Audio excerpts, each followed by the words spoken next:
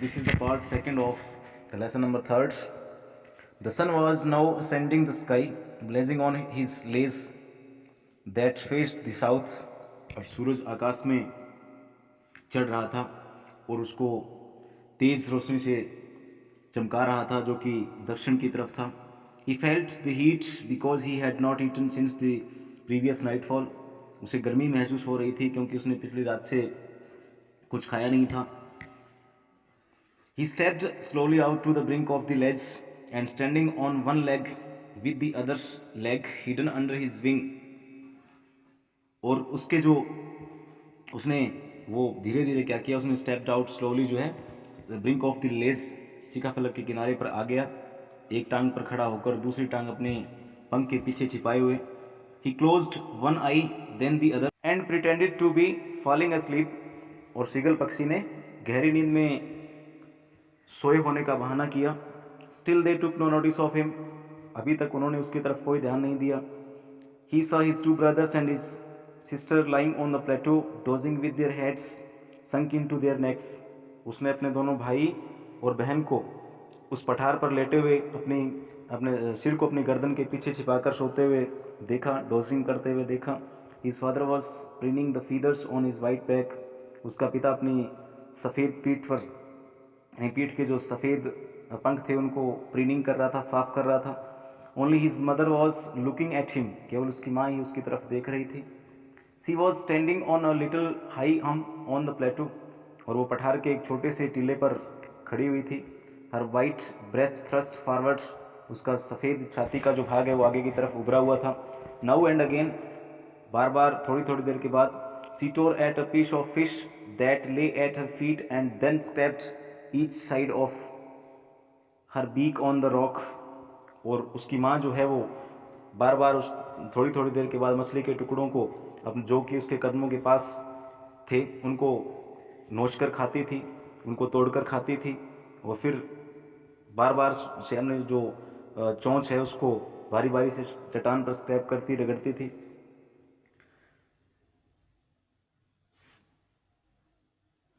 The sight of the food maddened him.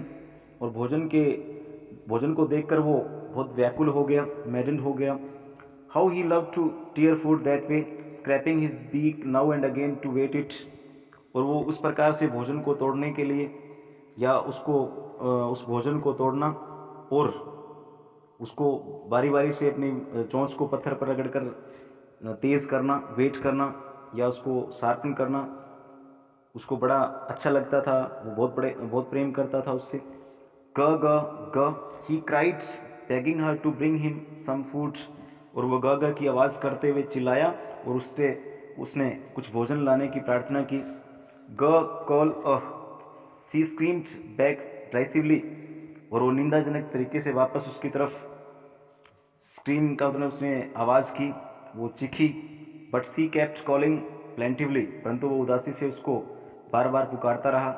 And after a minute और सो ही uttered a joyful scream. लगभग एक minute के बाद वो एक बार फिर से प्रशंसित आवाज़ में बोला. His mother had picked up a piece of the fish and was flying across to him with it. उसकी माँ जो है वो कुछ देर के बाद उसकी माँ एक मछली का टुकड़ा लेकर के आई और उसके पास से होकर के उड़ गई. He leaned out eagerly, tapping the rock with his feet. वो अपने पैरों से उस उत्सुकता पूर्वक अपने पैरों को उस रॉक पे पटकता हुआ बाहर की तरफ, आगे की तरफ बढ़ा. Trying to get nearer to her as she flew across. उसके नज़दीक आने का प्रयास किया जब वो उसके पास से उड़ करके गई. But when she was just opposite to him, परंतु जब वो उसकी माँ उसके सामने थी, she halted. वो कुछ देर के लिए रुक गई. Her wings motionless, the piece of fish in her beak almost within reach of his beak. और उसके पास आई तो उसके जो पंख हैं एकदम से मोशनलेस हो गए और उसका जो चोंच में पीस ऑफ द फिश था वो क्या था, उसकी लगभग उसके बच्चे की पहुंच में था. He waited a moment in surprise. उसने हैरानी में कुछ देर की प्रतीक्षा की. Wondering why she did not come near us. कि वह उसके पास ये हैरानी दर्शाते हुए, हैरानी दिखाते हुए कि वह उसके पास क्यों नहीं आ रही थी.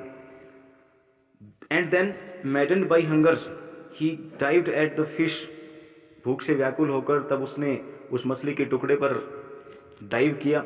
With a loud scream he fail outwards and downwards into space, और एक गहरी चीख के साथ, बड़ी चीख के साथ वो नीचे की तरफ गिर गया।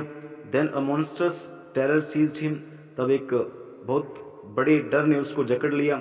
And his heart stood still, और उसका दिल जो एकदम से रुक गया। ही कुड हियर नथिंग, वो कुछ भी नहीं सुन सकता था। But it only lasted a minute, परंतु ये एक पल के लिए, एक मिनट के लिए था। The next moment he felt his wings spread outwards, तो नेक्स्ट मोमेंट उसने देखा कि उसके पंख जो है बाहर की तरफ फैले हुए थे। The wind rushed against his breast feathers, हवा उसके जो आगे के पंख हैं उनसे टकराई। Then under his stomach and against his wings, तब उसके पेट के नीचे हवा टकराई और तब उसके पंखों से उस जो है वो हवा ने टकराना शुरू किया।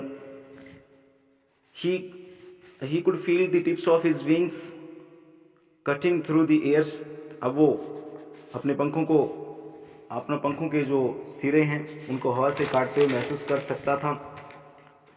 और जब सीगल पक्षी ने नीचे की तरफ उड़ान भरी तो इस प्रकार से हवा जो है उसके पंखों से टकराई। अब जो है हवा को, जो उसके पंखों के सिरे हैं वो हवा को काट रहे थे, हवा में एकदम से उड़ रहे थे। He was not falling headlong now, headlong का मतलब वो नीचे सीधा नहीं गिरने वाला था। He was shoring gradually downwards and outwards, अब वो धीरे धीरे नीचे की तरफ और बाहर की तरफ उड़ रहा था। He was no longer afraid, अब वो लगभग डरा हुआ नहीं था। He just felt a bit dizzy, तब उसी समय उसने कुछ थोड़ा सा घबराहट महसूस की। Then he flapped his wings once and he soared upwards, तब उसने एक बार फिर से अपने पंखों को फड़फड़ाया, फ्लैप किया और सीधा आगे की तरफ उड़ गया, ऊपर की तरफ उड़ गया।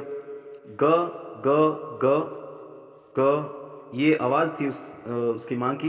ग call his mother swooped past him, यानी उसकी माँ जो है ऐसी आवाज़ करते हुए उसके पास से उड़ती हुई, तेजी से उड़ते हुए निकल गई। हर wings making a loud noise, उसके पंखों ने एक तेज आवाज़ की। He answered her with another stream, उसने एक बार फिर से चीख करके उसको उत्तर दिया, आवाज़ की उसके सामने। Then his father flew over him screaming, तब उसका पिताजी जो है उसके पास से आवाज़ करता हुआ, चीखता हुआ निकल गया। Then he saw his two brothers and sister flying around him, curveting and banking and soaring and diving, तब उसने अपने दोनों भाइयों और बहन को उसके आसपास इर्द गिर्द उड़ते हुए, गोते लगाते हुए देखा। Then he completely forgot that he had not always been able to fly, तब उसने पूरी तरह से वो भूल गया था कि वो उड़ने में कभी असमर्थ था। And commanded himself to dive and soar and curve, shrieking shrilly, तब उसने अपने जो उड़ने के जो एबिलिटी हैं उनकी कमेंडेड का मतलब तारीफ की, उनकी प्रशंसा करते हुए। एक तरफ से उसने दूसरी तरफ क्या है, स्वयं की गोता लगाने की, मंडराने की और कर्व करने की, मतलब तिरछा उड़ने की तारीफ की। स्ट्रीकिंग श्रीली, खुशी से चिल्लाया।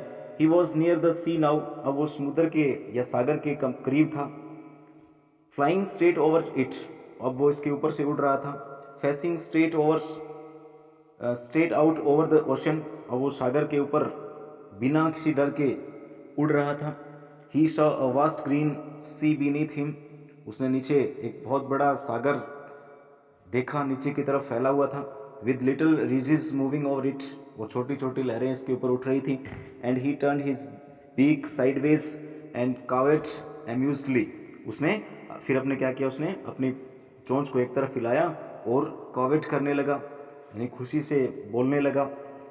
His parents and his brothers and sister had landed on this green flooring ahead of him, उसके माता पिता, उसके भाई और उसकी बहन उस गहरे जो हरा सागर था उस पर पहले ही आकर के बैठ गए थे। They were beckoning to him, वे उसे पुकार रहे थे। Calling shrilly, ऊंची आवाज़ में, तीखी आवाज़ में उसको पुकार रहे थे। He dropped his legs to stand on the green sea, उसने अपने जो पैर हैं, जो हरा सागर था उस पर ऊपर उठाने का प्रयास किया। His legs sank into it, उसके जो पैर हैं उसके अंदर, इसके जो गहरा समुद्र था इसके अंदर धंस गए। He screamed with fright and attempted to rise again, flapping his wings. एक बार फिर से उसने अपने पंखों को फड़फड़ाया और ऊपर उठने का प्रयास किया. But he was tired and weak with hunger and he could not rise. यानी वो एक बार फिर से उसने ऊपर उठने का प्रयास किया, परंतु वो बहुत ज़्यादा थका हुआ था और उसको बहुत ज़्यादा भूख से कमज़ोर हो गया था.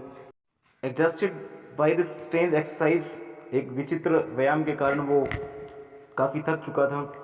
His feet sank into the green sea and then his belly touched it. उसके पैर जो है समुद्र में धंस गए और तब उसके पेट ने उस समुद्र को छुआ. And he sank no further, यानी वो ज़्यादा समुद्र के अंदर डूबा नहीं. He was floating on it, अब उसके ऊपर तैर रहा था. And around him his family was screaming, praising him, and their beaks were offering him scraps of dogfish.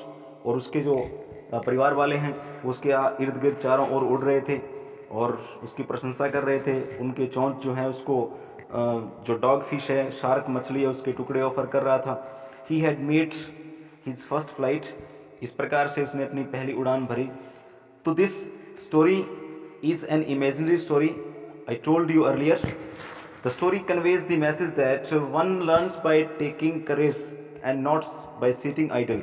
यानी ये कहानी हमें सिखाती है कि यदि हम बिना कुछ हिम्मत दिखाए कुछ करना चाहते हैं तो हम नहीं कर सकते. यदि हम साहस के साथ कुछ करना चाहते हैं तो कर सकते हैं.